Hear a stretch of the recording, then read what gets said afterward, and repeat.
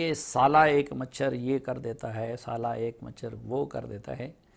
یہ ڈائلاگ اس وقت مجھے بار بار اس لیے یاد آ رہا ہے جب میں امریکہ،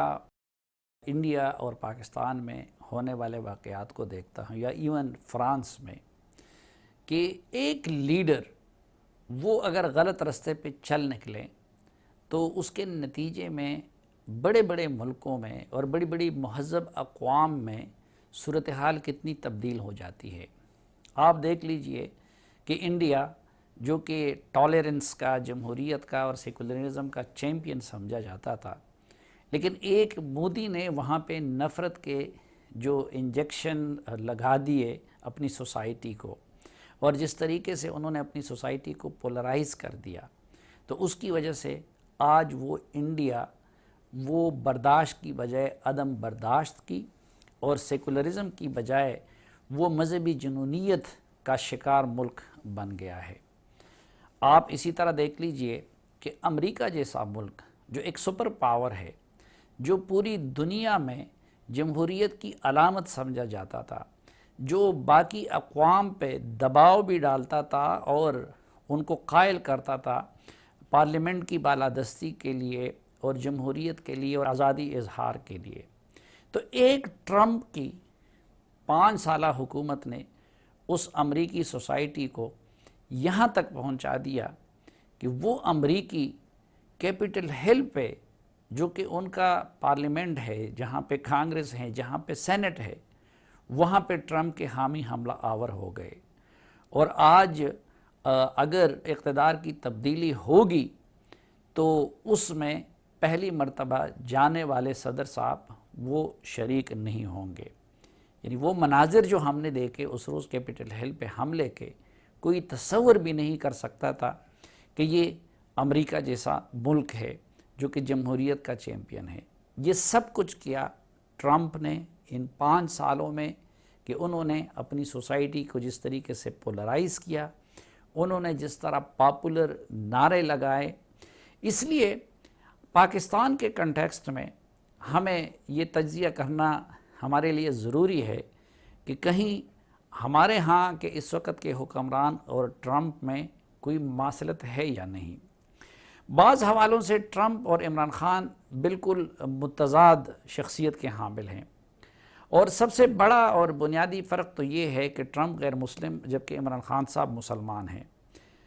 ٹرمپ امریکی نیشنلسٹ بننے کی کوشش کر رہے ہیں، جبکہ عمران خان صاحب ریاست مدینہ کا نام لے کر عالم اسلام اور مسلمانوں کا ہیرو بننے کی کوشش کر رہے ہیں۔ ٹرمپ اپنی دولت کے سہارے پر سیاست میں وارد ہوئے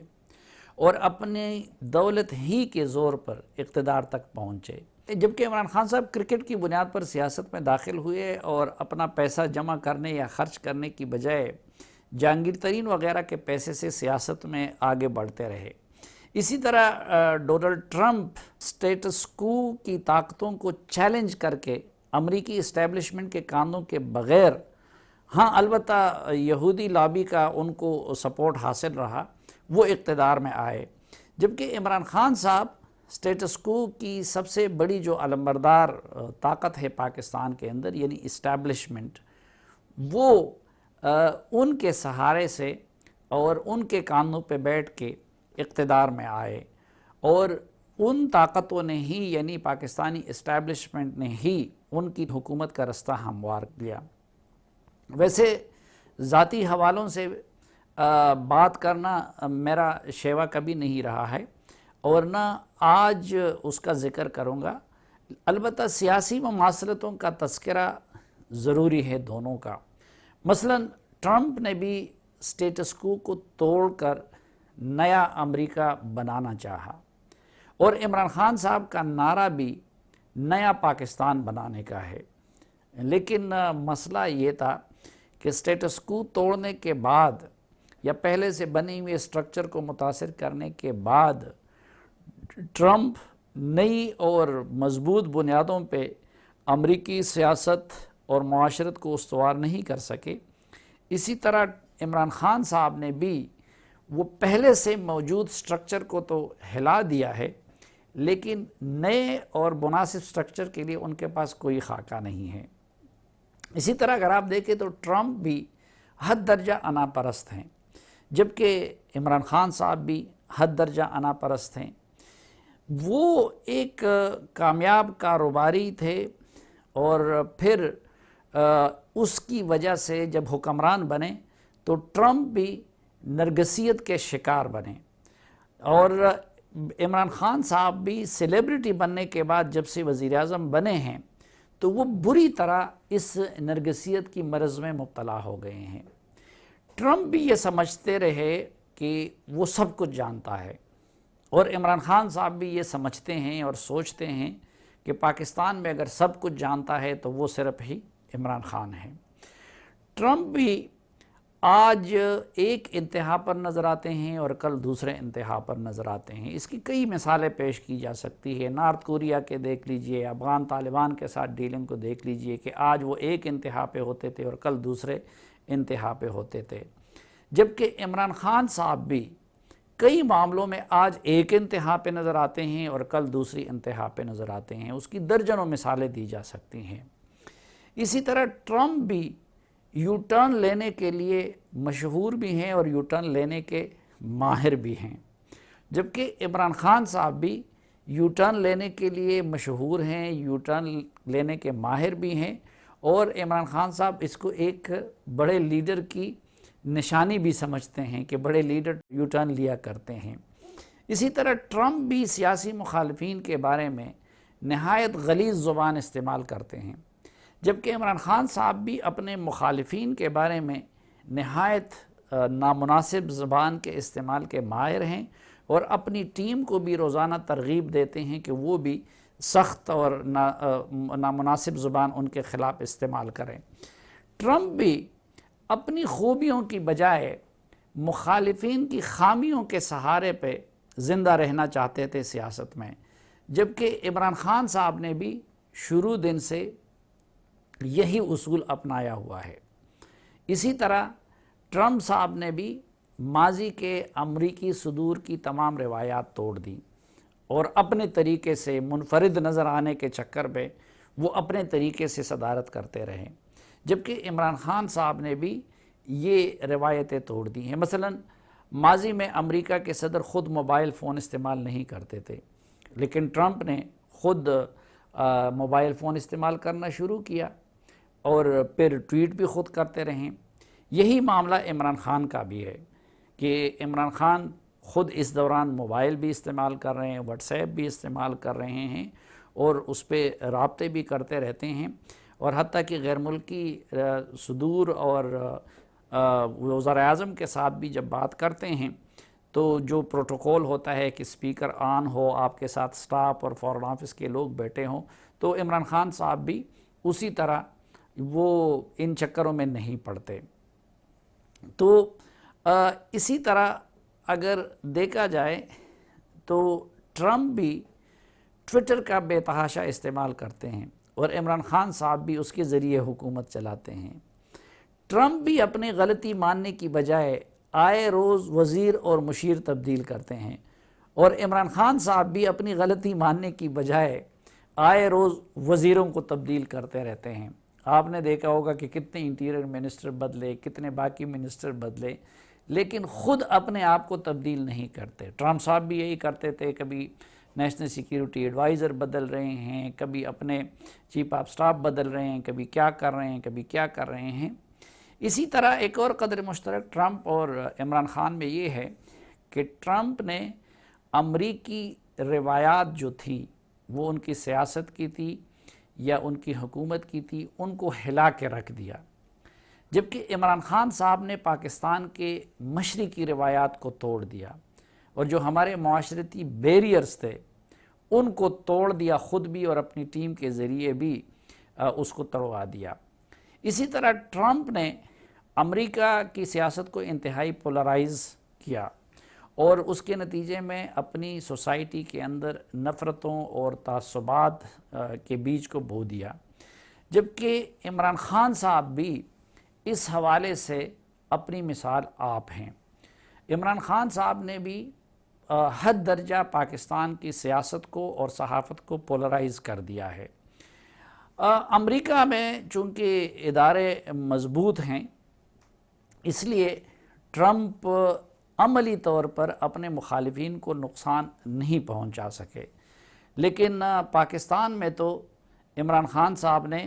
یہ بھی کیا کہ اپنے مخالفین کو جیلوں میں بھی ڈالا، ان کے خاندانوں تک معاملہ چلا گیا۔ اسی طرح ٹرمپ نے میڈیا کو شروع میں استعمال کیا، لیکن اقتدار میں آنے کے بعد وہ تنقیدی میڈیا کے شدید مخالف بن گئے اور روزانہ میڈیا کے خلاف بولتے رہے۔ لیکن چونکہ وہاں پہ عدالت مضبوط ہیں، وہاں پہ پارلیمنٹ سپریم ہے، وہاں کی سول سوسائٹی مضبوط ہے، اس لیے عملاً نہ وہ کسی چینل کو بند کر سکے، نہ کسی رپورٹر کو جیل میں ڈال سکے۔ لیکن پاکستان میں چونکہ بدقسمتی سے ادارے کمزور ہیں،